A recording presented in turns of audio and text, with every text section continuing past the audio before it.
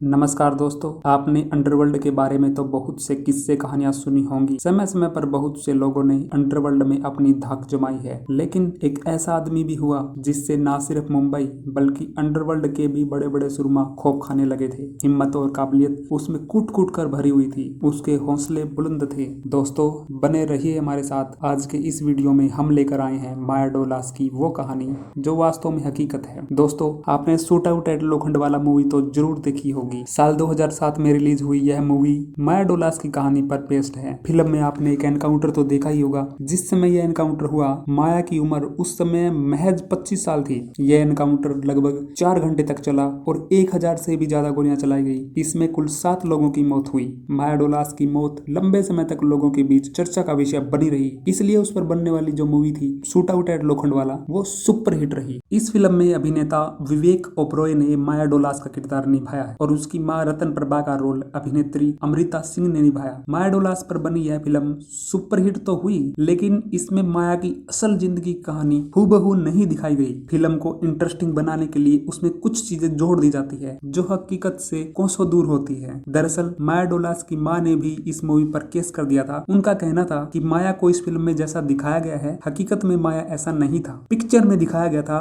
कि माया ने अपने पिता का कत्ल कर दिया था, लेकिन हकीकत में माया की एनकाउंटर के कई सालों बाद साल 1997 में माया डोलास के पिता की मृत्यु हुई थी। फिल्म में यह भी दिखाया गया कि माया की जो क्रिमिनल एक्टिविटी थी उसमें उसकी मां का भी हाथ था, लेकिन ये किसी भी लिहाज से ठीक नहीं लगता। फिल्मी कहानी से परे माया डोलास की असल जिंदगी की कहानी थोड़ी अलग है। दोस्तों, माया डोलास का जन्म मुंबई के प्रतीक्षा नगर में 15 अक्टूबर 1966 को हुआ था। माँ बाप ने उसका नाम महेंद्र डोलास रखा, लेकिन कहते हैं कि उनकी माँ उसे प्यार से माया कहकर बुलाती थी, इसलिए वह आगे चलकर माया डोलास के नाम से ही फेमस हुआ। माया के पिताजी का नाम विठोवा डोलास था। उनकी माँ का नाम रतन प्रभा था। माया उनकी 6 संतानों में से एक थी। माया ने मुंबई के ITI कॉलेज से पढ़ाई पूरी करी और पढ़ाई के दौरान ही वह जुर्म के रास्ते पर चल पड़ा था। मात्र 22 साल की उम्र में वह अशोक जोशी गैंग में शामिल हो गया था। थोड़े ही समय में माया ने अशोक जोशी गैंग में काम कर रहे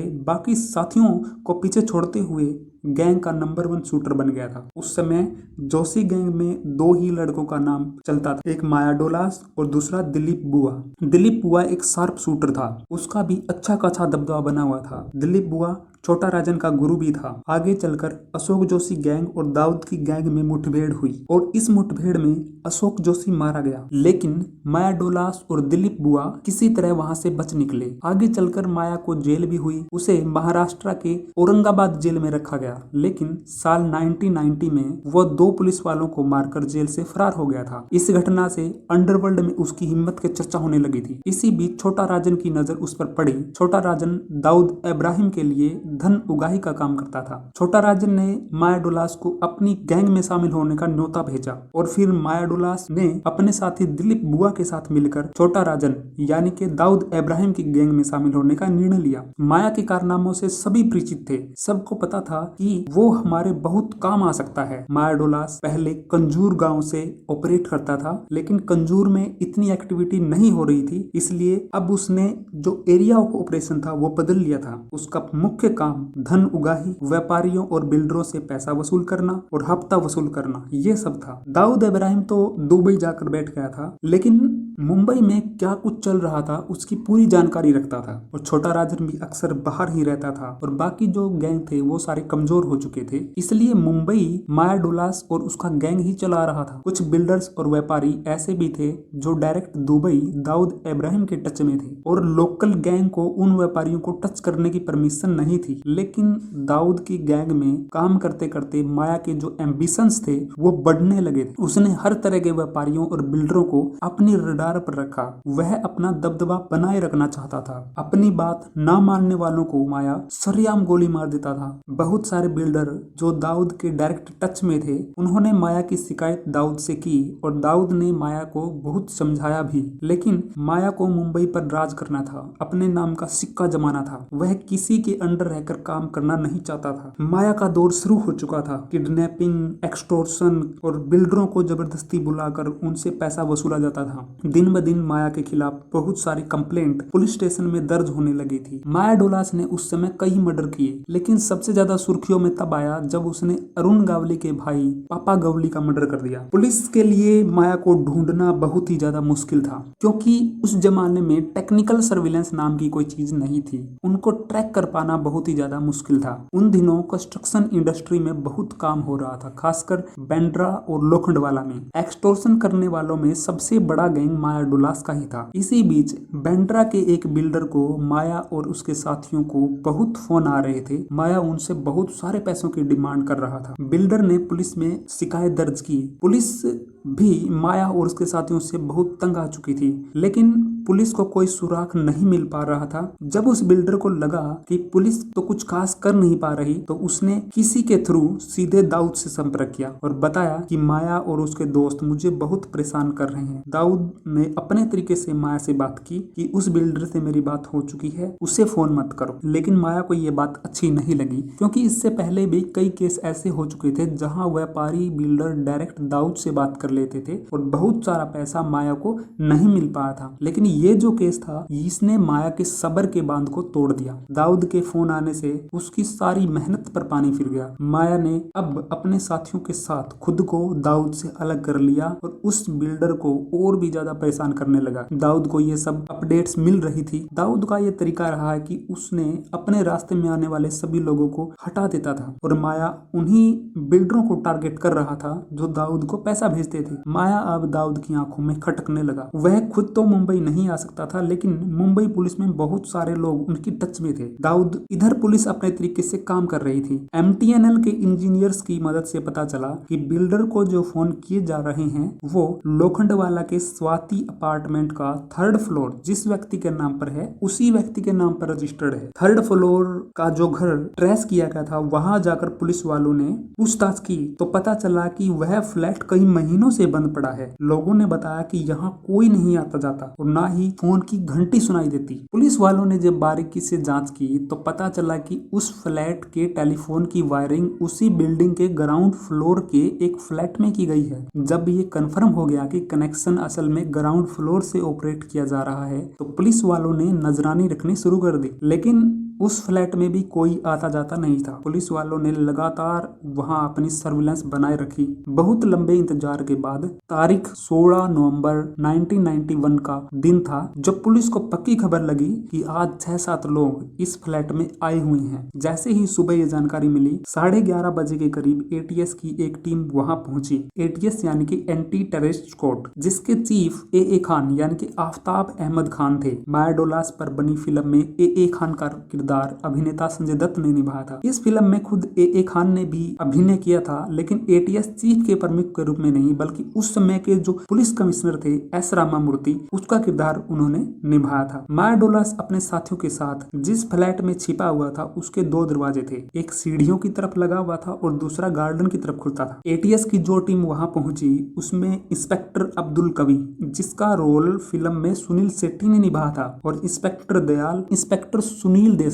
और अन्य पुलिस वाले थे। उनको ये उम्मीद नहीं थी कि इतना बड़ा मुकाबला होगा। उन्होंने ग्राउंड फ्लोर के बाहर वाले दरवाजे को खटखटाया और लोगों को बाहर आने के लिए बोला। जैसे ही उन्होंने कुछ बोला, अंदर से एकदम गोलियां चलनी शुरू हो गई। एक गोली इंस्पेक्टर कवि की छाती पर लगी और दूसरी उसकी कोहनी को छूकर निकल गई। शुक्र यह रहा कि उन्होंने बुलेट प्रूफ जैकेट पहन रखी थी। इंस्पेक्टर दयाल को गोली कंधे को छूकर निकल गई। ये पहली बार हुआ जब पुलिस के ऊपर इतना जबरदस्त अटैक किया गया था। जैसे ही गोलीबारी शुरू हुई, पुलिस वाले पीछे हटकर अपनी पोजीशन लेने लगे। उन्होंने तुरंत कंट्रोल रूम में फोन करके और फोर्स भेजने की बात कही। माया और उसके साथी जल्द से जल्द बाहर निकलकर अपनी गाड़ी में तरफ जाना चाहते थे ताकि जल्दी जल्दी वहां से निकल सके, लेकिन पुलिस उसी तरफ थी। कुछ देर गोलीबारी चलती रही। इतने में 30-32 पुलिस वाले DN नगर पुलिस स्टेशन से और आसपास के थानों से बहुत सारे पुलिस फोर्स के जवान वहां पर पहुंच गए। वहां इतने पुलिस वालों को देखकर माया और उसके साथी बाहर निकलने की बजाय सीढ़ियां चढ़कर तीसरे फ्लोर के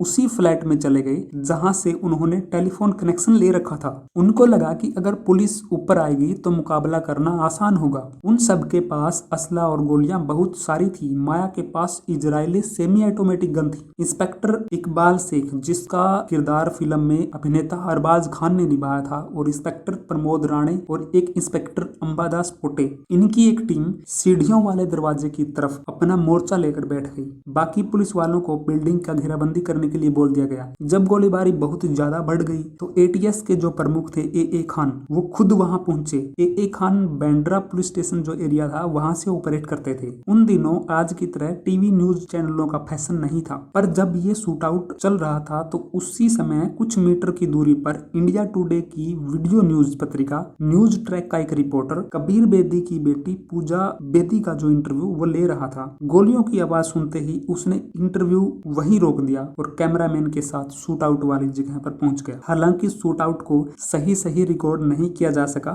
जो कुछ भी रिकॉर्ड हुआ उसे बाद में दूरदर्शन पर दिखाया गया था, और जो कई दिनों तक चर्चा का विषय बना रहा, उसने दूरदर्शन को सबसे तेज कर दिया। जब खबर हेडक्वार्टर तक पहुंची कि वहां बहुत गोलियां चल रही है, रेजिडेंशियल इलाका है, चारों तरफ लोग रहते हैं, उसी बिल्डिंग में बहुत सारे लोग हैं, महिलाएं हैं, बच्चे हैं, वो भी फंसे हुए हैं। सीरियस देखकर पुलिस कमिश्नर एस रामामूर्ति ने ए खान को एक मैसेज भेजा कि गोलियां कम चलाओ और उन लोगों को जिंदा पकड़ने की कोशिश करो, ताकि अंडरवर्ल्ड के बहुत सारे सुराखों का पता चल सके। लेकिन ए खान अपने लोगों के साथ पूरी तैयारी में आया था। उन्होंने कोई भी आदेश मानने से इनकार कर दिया। 4-4.5 घंटे चला एनकाउंटर। इसमें हजारों गोलियां चली। ग्राउंड फ्लोर वाले फ्लैट में अनिल कुंभचंदानी, जो एक नामचीन व्यापारी का बेटा था, और संभाजी सावधे, जो पुणे की यरवड़ा जेल का गार्ड था, ये माया के आदमियों तक चीजें और अन्य खबरें पहुंचाता था। उस समय वह पुणे जेल में बंद माया के साथियों का संदेश लेकर आया था। ये 2 आदमी नॉन गैंगस्टर थे जो इस हादसे का शिकार हुए। दिलीप बुआ 3rd फ्लोर पर मारा पाया गया। बाकी साथी भी मारे जा चुके थे। अन्य साथी जैसे अनिल पंवार,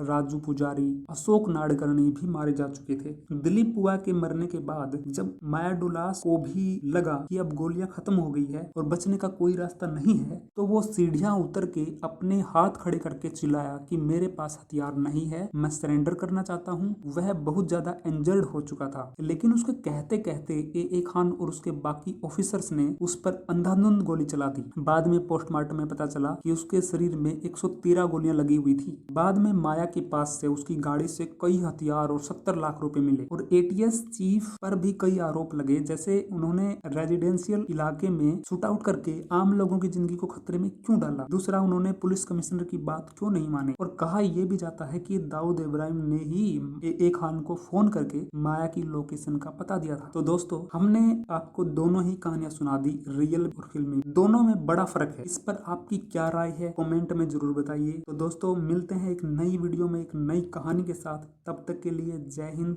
जय भारत, वंदे मातरम।